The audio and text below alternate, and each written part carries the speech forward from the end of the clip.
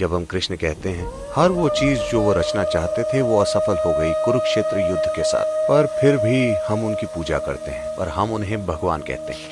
अगर ये एक सवाल आप सफलता से संभाल लेते हैं तो हम आपको भी भगवान कहेंगे। ये आप भी कर सकते हैं, है ना?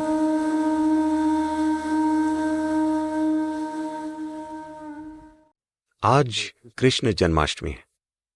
जब कृष्ण की बात की जाती है तो उनके बारे में कई गलत फहमियां सामने आती हैं।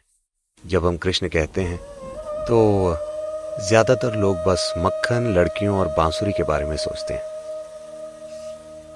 लेकिन हमें समझना चाहिए कि मक्खन में उनकी रुचि सिर्फ 6 या 8 साल की उम्र तक ही थी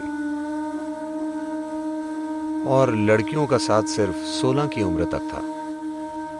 आज जब हम कृष्ण कहते हैं तो हम राधे कृष्ण कहते हैं।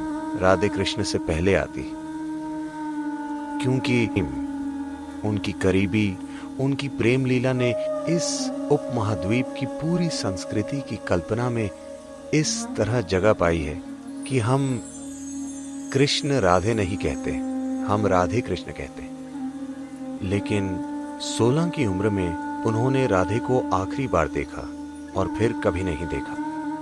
और 16 की उम्र में जब वो जा रहे थे, वो बोले, मैं ये बांसुरी तुम्हारे लिए बजाता हूं, अब मैं जा रहा हूं और वापस नहीं आऊंगा। तो तुम्हें एक भेंट के रूप में, क्योंकि तुमसे इतना प्रेम है, मैं ये बांसुरी तुम्हें देता हूं और अब कभी बांसुरी नहीं बजाऊंगा। और उन्होंने नहीं बजाई। उसके बाद राधा ने बांसुरी बजाई। उन्होंने 16 की उम्र के बाद कभी नहीं बजाई।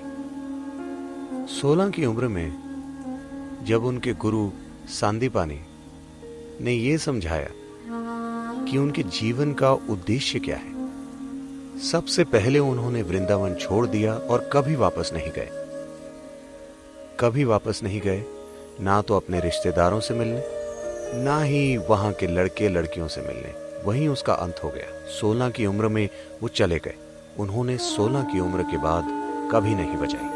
16 से 21 की उम्र तक वो ब्रह्मचारी की तरह जिए। उन्होंने संन्यास ले लिया, ब्रह्मचारी की तरह जिए, जबरदस्त साधना की। उसके बाद उनका पूरा जीवन समर्पित था राजनीतिक प्रक्रिया और आध्यात्मिक प्रक्रिया का मिलन करवाने के लिए। इसका अंत तबाही के साथ हुआ, लेकिन उन्होंने हर संभव काम किया। इन चीजों की कभी बात नहीं की जाती। उत्तरी भारत के मैदानों में उन्होंने 1000 से ज्यादा आश्रम बनवाए, क्योंकि वो आध्यात्मिक प्रक्रिया को अलग चीज नहीं बनाना चाहते थे। वो आध्यात्मिक प्रक्रिया को जीवन का हिस्सा बनाना चाहते थे। जैसे हम जीते हैं, जैसे हम ब्रश करते हैं, वैसे ही ध्यान करें। वो आध्यात्मिक प्रक्रिया को एक अलग तत्व की तरह नहीं, बल्कि जीवन की मुख्य धारा में लाना चाहते थे। विशेष रूप से देशों के शासकों के जीवन में, उन सभी देशों के जो उस समय मिलकर भारत बनाते थे। उनका मिशन था उस समय की राजनीतिक प्रक्रिया को आध्यात्मिक बनाना। तो उन्होंने सोचा कि सबसे जरूरी चीज है, अगर शासकों तक आध्यात्म पहुंचे तो फायदा स्वाभाविक रूप से लोगों को मिलेगा। जो लोग दूसरे लोगों के जीवन को संभालते हैं, जैसे राजा या प्रधानमंत्री या आज के राष्ट्रपति या किसी कंपनी के सीईओ, क्योंकि उनके नीचे लाखों लोग काम करते हैं। जब आपके पास ऐसी जिम्मेदारी है तो हर विचार जो आप पैदा करते हैं, हर भावना जो आप पैदा करते हैं, हर काम जो आप करते हैं, वो लाखों लोगों की जिंदगी को प्रभावित करता है। जब आपके पास ऐसी जिम्मेदारी है तो ये बहुत महत्वपूर्ण है कि आप एक अच्छी स्थिति में हैं। आप क्या सोचते हैं, क्या महसूस करते हैं, वो एक ऐसे भीतरी स्थान से आना चाहिए जो लोगों की खुशहाली के लिए काम करे। तो उन्होंने सिर्फ शासकों पर ध्यान दिया। वो चाहते थे कि उस समय के राजा आध्यात्मिक हो जाएं। दुर्भाग्य से इसका अंत तबाही के साथ हुआ, कुरुक्षेत्र की तबाही। एक भयंकर युद्ध जिसमें पुरुषों की एक पूरी पीढ़ी खत्म हो गई। पर फिर भी हम उनकी पूजा करते हैं। हर वो चीज जो वो रचना चाहते थे वो असफल हो गई कुरुक्षेत्र युद्ध के साथ। एक चीज जो उन्होंने हर हाल में रोकने की कोशिश की वो था ये युद्ध, लेकिन सबसे भयंकर युद्ध हुआ और वो खुद, उनके अपने परिजन आपस में लड़े और एक दूसरे को मारा।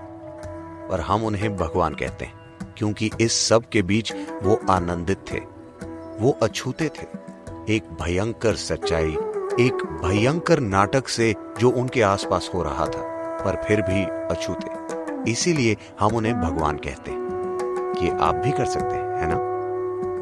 आप दुनिया में सबसे सफल बनेंगे या नहीं, ये कई सच्चाइयों पर निर्भर है। पर क्या आप एक सफल मनुष्य हैं? मतलब आप अपना जीवन जागरूक होकर चला सकते हैं, या जब जीवन आपको परेशान करेगा तो आप एक जानवर बन जाएंगे? यही सवाल है। अगर ये एक सवाल आप सफलता से संभाल लेते हैं तो हम आपको भी भगवान कहेंगे। हाँ,